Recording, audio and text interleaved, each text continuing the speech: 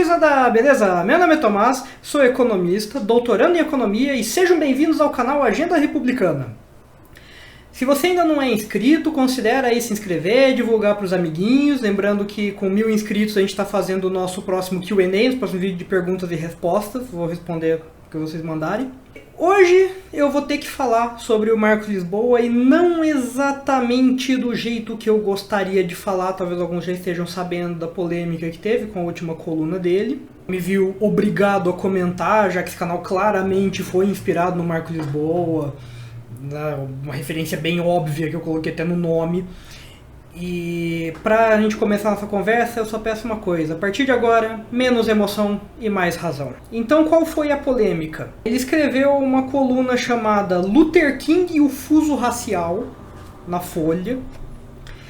É uma coluna onde ele fala sobre a questão racial nos Estados Unidos e usa principalmente a história do Martin Luther King. E teve um parágrafo que ficou bastante polêmico e eu vou ler para vocês. A lei garantiu o tratamento igualitário, ainda que separado, dos cidadãos, incluindo o acesso à educação. Mais de 3 dezenas de escolas para pessoas de cor foram criadas apenas no século XIX.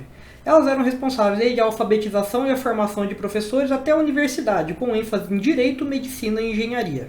No começo do século XX, Atlanta, capital da Geórgia, destacava-se por uma convivência racial relativamente pacífica. Havia, contudo, muito mais negros na extrema pobreza, e o urbanismo da cidade ratificava a segregação. Do que ele está falando? Ele está falando das leis Jim Crow, que foi um conjunto de leis aplicadas nos Estados Unidos depois da Guerra Civil, que foram leis que efetivamente mantiveram a escravidão sem manter de fato. E existe até um incentivo econômico para isso. Aqui explicar um pouco qual seria o incentivo econômico para acabar com a escravidão e porque não é do melhor interesse em uma economia industrial você ter escravos. Quando você tem escravos, isso significa que você sempre tem que manter os seus escravos. Você sempre tem que bancar, alimentar, abrigar. Mesmo que você não está produzindo. E numa economia industrial as coisas flutuam mais. Então, se você tem trabalho assalariado, você pode fazer uma coisa que você não pode fazer num sistema escravista. Você pode demitir os seus funcionários. Você não precisa pagar por eles enquanto você não está vendendo. Então, o que muitos países fizeram quando não era mais economicamente viável ter escravos, que é o motivo pelo qual não é economicamente viável manter a escravidão numa economia industrial, foi criar leis que transformavam os ex-escravos em cidadãos de segunda classe. E a lei Jim Crow foi um ótimo exemplo, e você tem casos até mais extremos como foi o Apartheid na África do Sul. E esse foi o problema. Ele está falando sobre as leis Jim Crow e ele fala, nem tudo foi escalabro. E aí surgiu essa grande polêmica de que ele está passando pano para as leis Jim Crow, para segregação. Está falando que segregação foi bom? Está falando que, olha, teve coisa boa na segregação, tal. Primeiro, vamos falar disso de um ponto de vista de comunicação.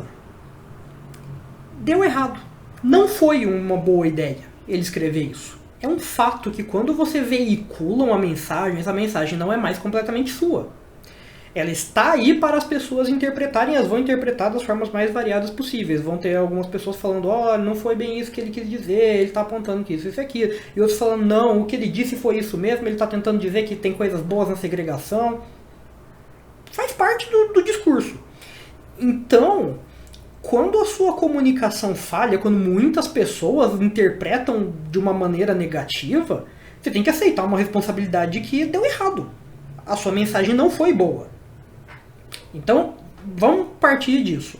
Isso não foi uma boa ideia, não foi uma boa coluna que ele escreveu. Pelo menos neste trecho. O restante da matéria, ele está falando exatamente sobre o quanto a população negra nos Estados Unidos foi prejudicada, como essas leis mantiveram um espaço segregado. E aí ele fala sobre Martin Luther King, daí até que vem o título que teve um evento que ele foi convidado, aí falaram que ele chegou atrasado, ele perguntou assim, no fuso horário da costa oeste ou no fuso horário dos negros, né? Porque nós sempre demoramos mais para chegar onde vocês estão. Algumas pessoas se preocuparam se isso aí não foi uma mensagem para menosprezar, fazer pouco caso dessa tensão racial que nós estamos tendo depois de alguns episódios, o mais grave, o episódio do Carrefour, que aconteceu agora, recentemente. Assim, eu acho que foi esse caso? Não. Acho uma acusação que precisa ser melhor substanciada. Mas eu acho compreensível ter essa preocupação, tendo em vista a forma como os discursos extremistas e os discursos que dão plataforma para extremismo estão sendo veiculados hoje. Existe uma coisa meio complicada de falar, chamada dog whistle. E não fecha o vídeo não só porque eu falei disso, tá? Eu tô dizendo isso porque eu mesmo fico com raiva de quem fala dog whistle, já que é um negócio tão fácil de acusar e não tem como você provar, você desprovar, não tem muito como você falsear uma acusação de dog whistle. O que é isso? Vocês sabem que os cachorros escutam algumas frequências que o ouvido humano não consegue captar. Então, desenvolveram um apito para cachorro que é completamente inaudível para humanos, mas que o cachorro consegue ouvir. O dog whistle seria isso, seria uma mensagem que você passa para algum grupo, meio codificada, né, de uma forma que pareça inócua, mas na verdade você está tentando sinalizar para algum tipo de grupo extremista, e aí principalmente vai entrar no contexto supremacismo branco, né, você mandar uma mensagem cifrada, um código para falar para aquele pessoal, ó, tamo junto, ó, eu sou um de vocês, ou para tentar atrapalhar alguma pauta antirracista ou né, alguma pauta a qual você é oposta, sem deixar na cara que você é oposto, você tentar desviar do foco, tentar jogar preocupações, coisas para fazer aquela pauta ficar menor. Então, assim, eu não acho que foi o caso, como eu disse, é uma acusação que eu acho muito complicada, eu não gosto de quando as pessoas jogam porque é muito conveniente você sair jogando isso, já que você não tem como falsear um negócio desse, já que a ideia é justamente aquilo estar cifrado e você não tem acesso a esse código. Mas nessa lógica eu compreendo, no sentido que não é completamente absurdo, não é maluquice, que se tenha alguma preocupação nesse sentido agora. Entendeu? Não acho que é o caso dele. Mas agora vamos ao conteúdo propriamente dito. Não tem muita coisa para analisar, isso aqui é mais narrativo, é praticamente uma crônica, não vai falar uma fábula, acho que já é um pouquinho demais. Né, mas ele são anedotas que ele está falando. Agora, sobre isso aí, nem tudo foi descalabro. Aqui a gente tem que parar um pouco, aqui precisa de menos emoção e mais razão. Não é porque você fala isso que você está dizendo que segregação é bom, que as leis de Jim Crow foram bonitinhas e fofinhas, que os negros têm que ficar esperando migalhas chegarem até eles e que não, a luta antirracista é bobagem, é só você esperar que a sociedade vai melhorar. Não é isso. Não sei se ele de fato pensa isso, eu imagino que não, pelo resto do que ele escreveu. Mas aqui a gente tem que diferenciar um pouco uma coisa que existe em humanidades, em ciências sociais, principalmente, que é a análise normativa e a análise positiva. O normativo é quando você está falando sobre o que deveria ser, então você está tentando descobrir qual é o sistema ótimo, né, qual arranjo vai funcionar melhor. E a análise positiva é quando você está analisando as coisas como elas são e tentando comparar os sistemas existentes.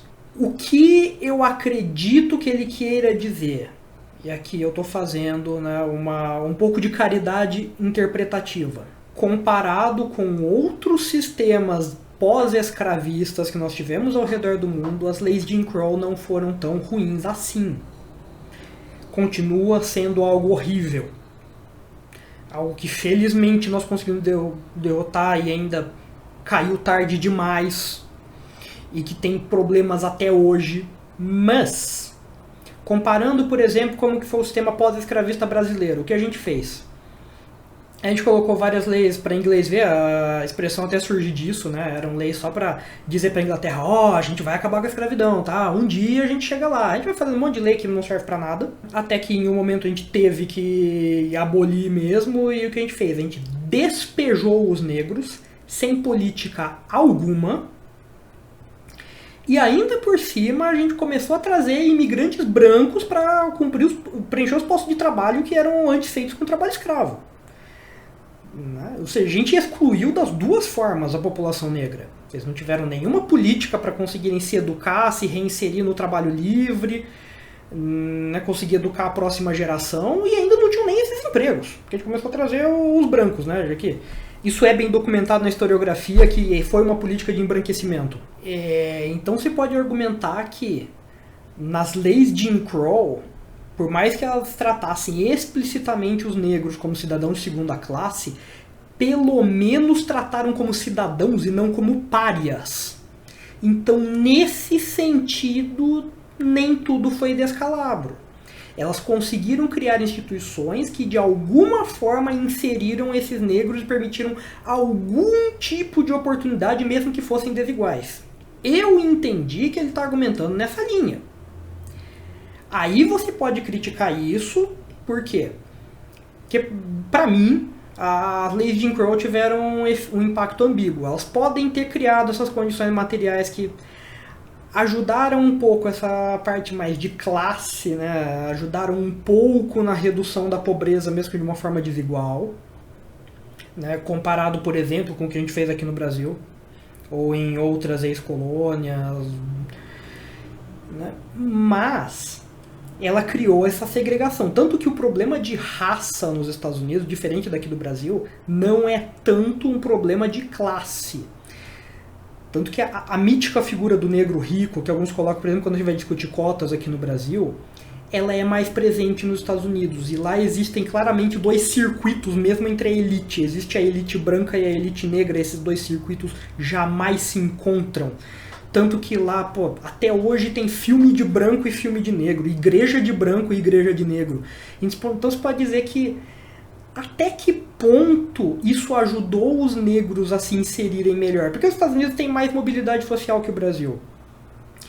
Então já era esperado que eles tivessem uma ascensão um pouco melhor que os nossos negros. E até se eles tiveram algum acesso à educação, uma coisa que eles demoraram mais para ter aqui no Brasil, isso justificaria um pouco essa diferença. Mas, por outro lado, criou uma questão de raça até separada de renda, né? Mesmo se você tiver renda, você ainda sofre um racismo muito pesado. Então fica até difícil dizer assim, até que ponto esse não descalabro aqui compensa o resto. É uma coisa muito pequena, né? Você não pode dizer que as leis de Jim Crow de fato inseriram o negro, né? Que elas podem ter sido até piores na soma dessas duas coisas do que a gente teve aqui para a questão de classe. Mas você tem esse impacto aí na redução da pobreza. Então, eu acho que é isso. Você pegar e dizer, ele passou pano para a lei de Jim Crow, ele está dizendo que segregação é bom, ele está dizendo que os negros deveriam agradecer pela lei de Jim Crow? Não. Agora, você questionar que ainda assim esse argumento é fraco porque ela teve esses outros efeitos, aí a gente está fazendo uma crítica mais interessante. Beleza? Então essa questão de, como eu já falei em outros vídeos, se vai reclamar, reclama direito. Então o vídeo vai ficando por aqui. Se vocês gostaram, já sabem, cliquem em gostei e inscrevam-se no canal para ver mais vídeos como este. Lembrando, hashtag Agenda Republicana no Flow. E com 1000 inscritos a gente faz uns Q&A. Tem link do Discord aqui na descrição.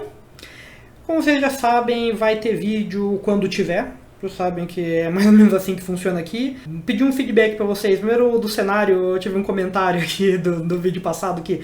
essa toalha de mesa aqui no fundo. Bom, pelo menos vocês não perceberam que é uma cama, né? Falou que tá parecendo uma mesa, então eu acho que já temos algum progresso.